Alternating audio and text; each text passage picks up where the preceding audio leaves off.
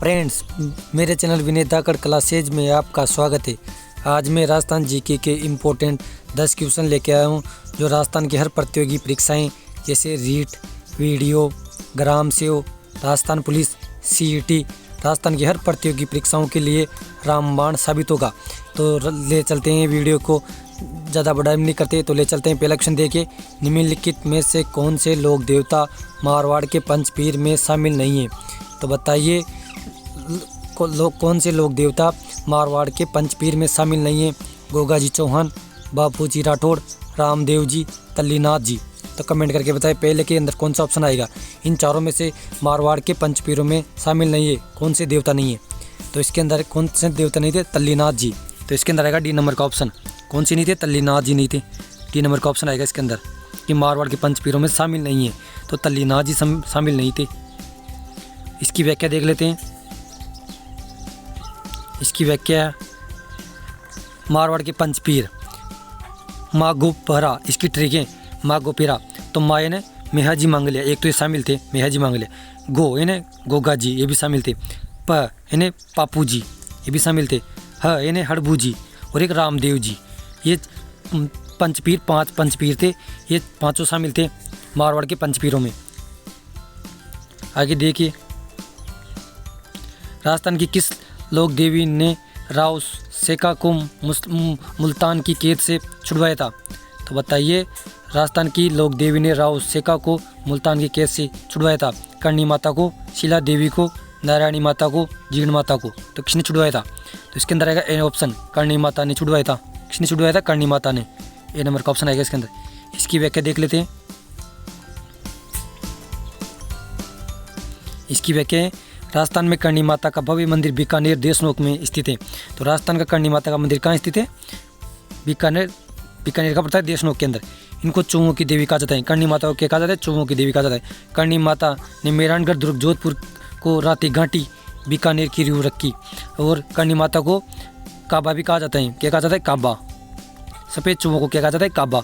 करणी माता की वहाँ सफ़ेद चौवे पाए जाते हैं, तो उसको क्या कहा जाता है? काबा कहा जाता है। आपसे क्वेश्चन कर सकते हैं कि करणी माता के मंदिर में सफ़ेद चौवे पाए जाते हैं, उसको क्या कहा जाता है? तो काबा।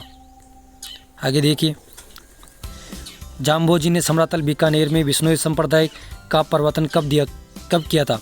तो बताइए, जाम्बोजी ने समरातल बीकानेर में विष्णोई संप्रदाय का प्रवर्तन कब दिया था?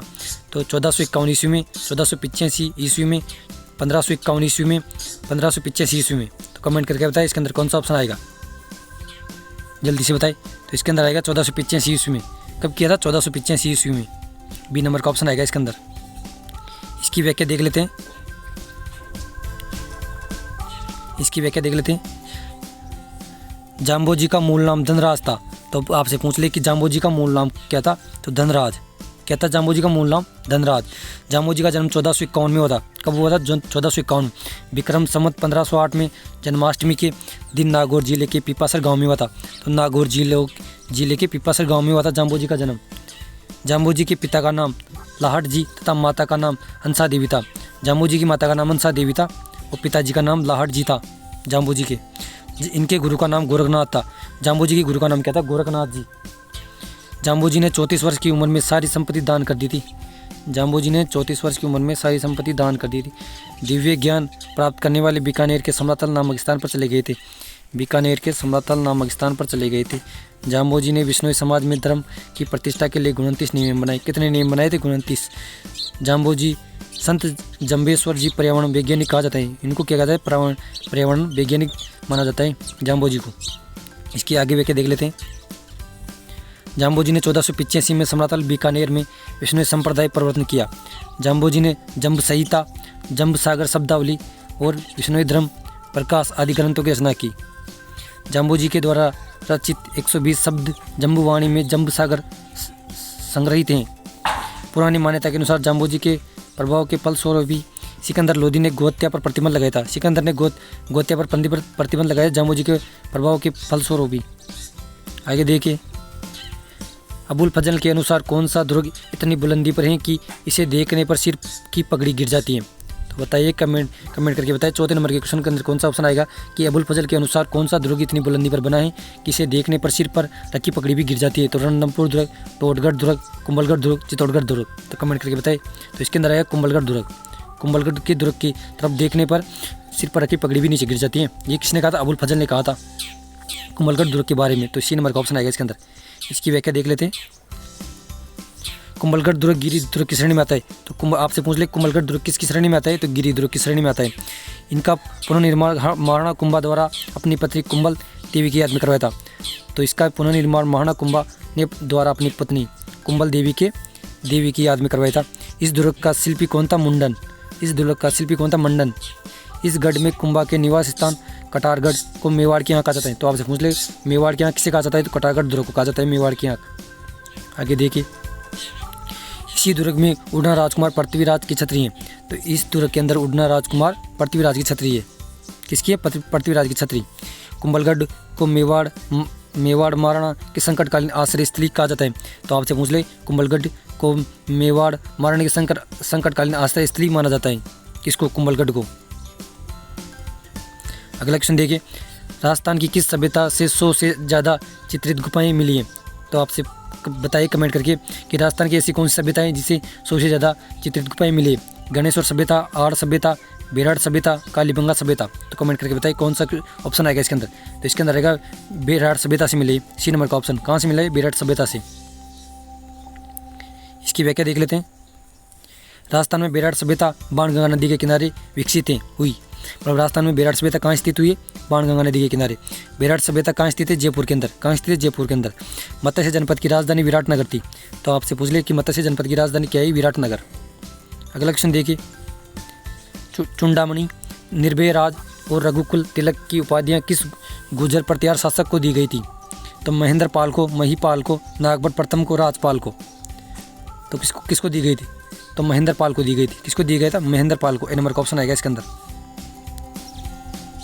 महेंद्र पाल के समय राजशेखर ने काव्य मीमांसा और कपूर मंजरी की रचना की। तो महेंद्र पाल ने किसकी रचना की? महेंद्र पाल के समय राजशेखर और काव्य मीमांसा और कपूर मंजरी की रचना की।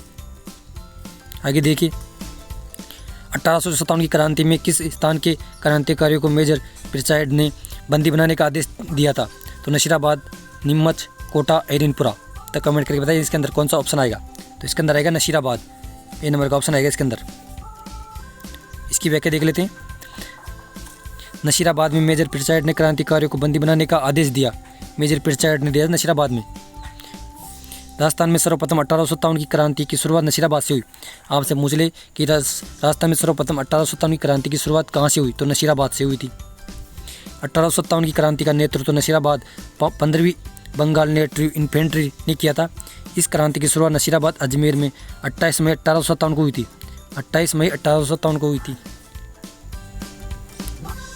जमनालाल बजाज और हीरालाल शास्त्री के प्रयासों से जयपुर प्रजा मंडल का पुनर्गठन कब किया गया था? बताइए कमेंट करके। तो 1831 ईस्वी में, 1931 ईस्वी में, 1936 ईस्वी में, 1940 ईस्वी में।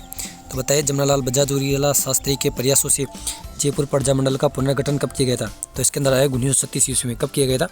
1936 ईस्वी में। सी नंबर का ऑप्शन आएगा इसके अंदर। इसकी व्याख्या देख लेते हैं। इसकी व्याख्या है 1936 में जमनालाल बजाज और हीरालाल शास्त्री के प्रयासों से जयपुर प्रजामंडल का पुनर्गठन किया गया। यह राजस्थान का पहला प्रजामंडल था। तो राजस्थान का पहला प्रजामंडल कौन सा था? जयपुर प्रजामंडल। 1931 में कपूर चंद पाटनी की अध्यक्षता में जयपुर प्रजामंडल की स्थापना की गई। कपूर चंद पाटनी की अध्यक्षता में जयपुर प्रजामंडल की स्थापना की गई 1931 में। जयपुर प्रजामंडल के अध्यक्ष चिरंजीव लाल मिश्र थे और इसके मंत्री हीरालाल शास्त्री थे। जयपुर प्रजामंडल के बाबा हरीश चंद्र ने आज़ाद मोर्चा का गठन किया करके जयपुर में भारत छोड़ो आंदोलन का संचालन किया। कब किसका किया था? भारत छोड़ो आंदोलन का। आगे देखिए, राजस्थान के उन जिलों की संख्या कितनी है जिनकी सीमा अंतर्राज्यीय सीमा के साथ अंतर्राष्ट्रीय सीमा से भी लगती है? तो उन जिलों का नाम बताइए। तो वह 2 जिले हैं। कितने जिले हैं? 2 जिले। बी नंबर का ऑप्शन आएगा इसके अंदर। इसका आंसर मैंने बता दिया। राजस्थान के ऐसे 2 जिले हैं जिनकी सीमा अंतर्राज्यीय के साथ अंतर्राज्यीय से भी लगती है। जो 2 जिले कौन कौन से हैं? एक तो गंगानगर है और एक गंगानगर और एक बाड़मेर। वहीं राजस्थान के 23 जिलों की सीमा अंतर्राज्यीय सीमा से लगती है। राजस्थान के 21 जिलों की सीमा सिर्फ अंतर्राज्यीय सीमा से लगती है। वहीं राजस्थान के 4 जिलों की सीमा अंतर्राष्ट्रीय सीमा से लगती है। 4 जिलों की सीमा। आगे देखिए, लास्ट क्वेश्चन देखिए 10 नंबर का। चंबल नदी की लंबाई राजस्थान में कितनी है? तो बताइए चंबल नदी की लंबाई राजस्थान के अंदर कितनी है? 965 किलोमीटर, 135 किलोमीटर, 241 किलोमीटर, 665 किलोमीटर। तो कमेंट करके बताइए इसके अंदर कौन सा ऑप्शन आएगा। तो इसके अंदर आएगा 135 किलोमीटर। कितनी है? 135 किलोमीटर। बी नंबर का ऑप्शन आएगा इसके अंदर। तो वीडियो कैसा लगा कमेंट करके ज़रूर बताइए, और वीडियो देखने के लिए हमारे चैनल को लाइक करें, शेयर करें और बेल आइकन ज़रूर दबाएं। धन्यवाद।